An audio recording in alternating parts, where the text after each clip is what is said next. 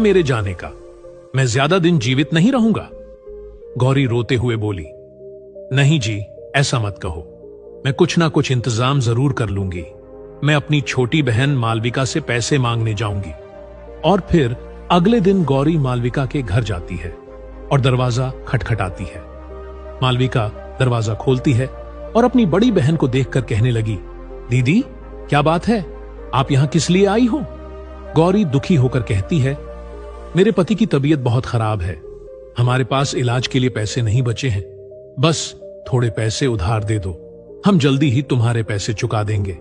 मालविका बोली, अरे दीदी, ये तो कितने दुख की बात है, लेकिन अफसोस अभी तो मेरे पति सारा पैसा लेकर गांव की जमीन खरीदने गए हैं।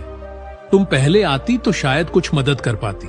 गौरी बोली, लेकिन मालविका, तुमसे थोड़ा बहुत तो मिल ही सकता है। मालविका बोली, अरे दीदी, अगर मैं हर गरीब रिश्तेदार की मदद करने लगी तो फिर मेरा क्या होगा? यह सुनकर गौरी की आंखों में आंसू आ जाते हैं। वो चुपचाप वहां से लौट जाती है। मालविका ने आज तक उसकी कोई मदद नहीं की थी। एक दिन गौरी ने सोचा, मालविका ने तो पैसे देने से मना कर दिया, अब मैं क्या करूं? एक काम करती हूं, मैं अपने बड़े भैया के घर जाती हूं, वो मुझे पैसे देने से मना नहीं करेंगे। गौरी अपने बड़े भाई के घर पैसे मांगने के लिए जाती है।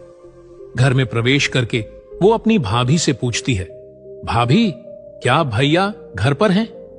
गौरी की भाभी ने कहा, नहीं, तुम्हारे भैया घर पर नहीं हैं, किसी काम के सिलसिले से शहर गए हुए हैं। कोई काम है तो मुझे बताओ। गौरी बोली, भाभी, हमें कुछ पैसों की जरूरत है, मेरे पति बहुत बीमार हो गए हैं। उसकी भाभी ने कहा, देखो गौरी, तुम जानती हो कि तुम्हारे भैया घर पर नहीं है, और वैसे भी हमारे बहुत खर्चे हैं, हर किसी की मदद करना हमारे बस की बात नहीं है। गौरी अपनी भाभी के सामने गिड़गिड़ाकर कहने लगी, भाभी, कृपया मेरी मदद कीजिए, मैं कसम खाती हूं, जैसे ही हालात सुधरेंगे मैं आपके पैसे लौटा दूंगी। उसकी भाभी बोली, मैंने कहा ना, हमारे पास पैसे नहीं हैं, अब और कुछ सुनना है क्या?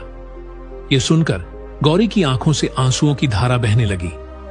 वो चुपचाप वहां से चली जाती है और अपने घर के दरवाजे के बाहर बड़े उदास मन से बैठ जाती है। उसे कुछ भी समझ नहीं आ रहा था कि वो क्या करे। गर्मियों की दोपहर थी, तेज लू चल रही थी, गांव की गलियों में धूल उड़ रही थी। तभी एक साधु महाराज हाथ में भिक्षा का पात्र लिए गांव में प्रवेश करते हैं। उनके चेहरे पर तेज था, पर उनकी हालत देखकर लग रहा था कि वो कई दिनों से भूखे हैं। सबसे पहले वो साधु महाराज मालविका